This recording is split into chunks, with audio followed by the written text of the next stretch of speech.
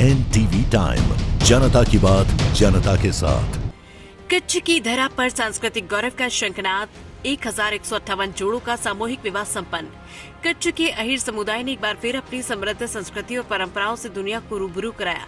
कच्छ में भव्य सामूहिक विवाह। कच्छ से अहीर समुदाय में 1158 जोड़ों ने एक दूसरे का हाथ थामा। यह आयोजन केवल एक विवाह समारोह नहीं बल्कि समाज की एकता और सादगी का प्रतीक बन गया। बैलगाड़ी पर सवार होकर निकली जान बारात। जहां आज लोग लाखों की लग्जरी कारों में बारात निकालना पसंद करते हैं, वहीं अहीर समाज के दूल्हे अपनी पारंपरिक बैलगाड़ियों पर सवार होकर विवाह स्थल तक पहुंचे।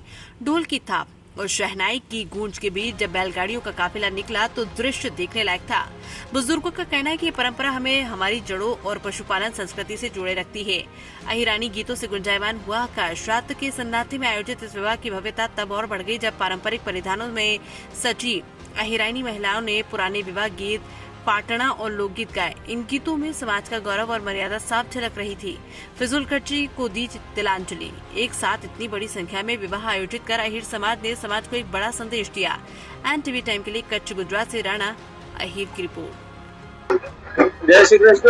दीपक आहिर અને આજે અંધારી 13 વૈશાખ તો આજના દિવસે કચ્છ આહિર સમાજના લગભગ 1100 થી 30-35 લગ્ન, 1150 જેવા જ્યારે લગ્નોત્સવ યોજાઈ રહ્યા છે, ત્યારે સૌ પ્રથમ તો લગ્ન ગ્રંથિ જોડાતા તમામ નવ યુગલોને હું દીપક આહિર સેના ગુજરાત તરફથી ખૂબ ખૂબ શુભેચ્છા આપું છું અને સૌનું દાંપત્ય જીવન જે સુખી નીવડે એવી એક શુભેચ્છા વ્યક્ત કરું છું। અને ખાસ કરીને વાત કરવામાં આવે કચ્છ આહિર સમાજની તો સમૂહમાં લગ્ન થાય છે, એટલે ખાસ કરીને જે પરંપરાગત આપણા જે ટ્રેડિશનલ ડ્રેસ હોય અને ખાસ કરીને સમૂહમાં ભોજન પણ કરવામાં આવે છે, અને જેનાથી ભોજનનું બગાડ પણ અટકે છે અને જે ખોટા ખર્ચા છે તેને પણ તિલાંજલિ આપવામાં આવે છે।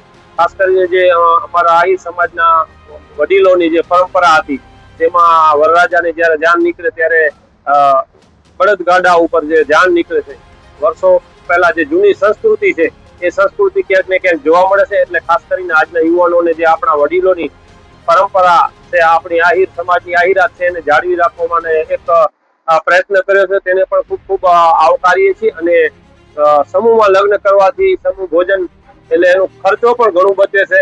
આપણે જોતા હોઈએ છીએ કે એ એક યાનમાં ઘણા બધા વાહનો હોય તો આ તો સમૂહ હોય એટલે એનું ખર્ચો પણ ઘણું બધો બચે છે। એટલે સમાજે એક અન્ય સમાજોને પણ એક નવી રાહ કીધી છે। ત્યારે આજે કચ્છ પ્રાથરી આહિર સમાજ દ્વારા અંદાજિત 1150 જેવા લગ્નોત્સવ યોજાઈ રહ્યા છે।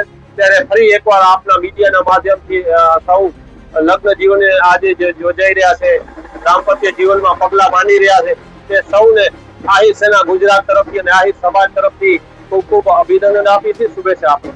જય શ્રી કૃષ્ણ। હા ભાઈ, તો સૌથી પહેલા સૌને જય શ્રી કૃષ્ણ। આજે અમારા પ્રાથરિયા આહિર સમાજ માટે ખૂબ સારામાં સારો દિવસ છે।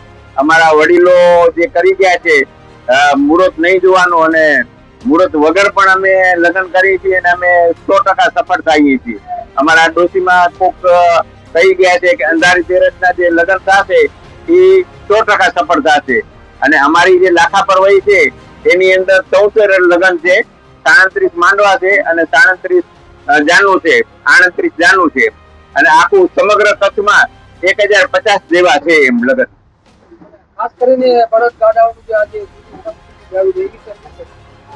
જે વડીલો કરી ગયા છે એ પાછી નવી પેઢી છે એમાં જવા માંગે છે, કારણ કે બળદગાડા છે એ બહુ સારામાં સારી વસ્તુ છે। અને અત્યારે તમે જુઓ છો ડીઝલ નો પણ પ્રશ્ન છે, તો ડીઝલ ન મળે તો ગાડી ક્યાંથી હોય, એટલે આમાં બળદગાડામાં અમને ડીઝલ ની પણ કઈ જરૂર નથી પડતી। અને એનો જે છાણ હોય એ પણ અમે દેશી ખેતીમાં જઈએ છીએ, અમારો આહિર સમાજ તો એ દેશી ખેતીમાં પણ એનો ઉપયોગ કરી શકીએ છીએ અમે। ખાસ કરીને સમાજના બંધારણમાં કાંઈ ફેરફાર કરવામાં આવ્યો છે? અમારા વડીલો જે છે વયના ઘણા બધા પ્રયત્નો કરે છે, એમાં જે સુધારા વધારા કરતા જઈએ છીએ એ સારું છે। એક તો અમને બહુ એ સારું લાગ્યું કે ધારો કે લુણવા ગામની અંદર આજે 6 લગ્ન છે, તો 6 નું જમણવાર એક જ સમાજવાડીમાં હોય છે, અને એની અંદર પાછા અમે 5 ટક રાખ્યા છે। આઠમ, બારસ અને તેરસ એ 5 ટકનો જે ખર્ચો આવે એ 6 ભાગે ખર્ચ કરી લેવાનો। અને બીજું જે આવતલ મહેમાનો છે એને પણ બહુ સારું હોય છે, કારણ કે એક જ દિવસની અંદર એક જ જગ્યાએ બધા મળી જાય છે, બધાને સંતોષ મળે છે આવી. અને આહિર સમાજ એવો સમાજ છે કે જ્યાં 45 ડિગ્રીની અંદર લગ્ન કરે અને મહેનત કરે છે અને કૃષ્ણ ભગવાનની દયાથી કોઈ પણ બીમાર પણ નથી પડતું એમ.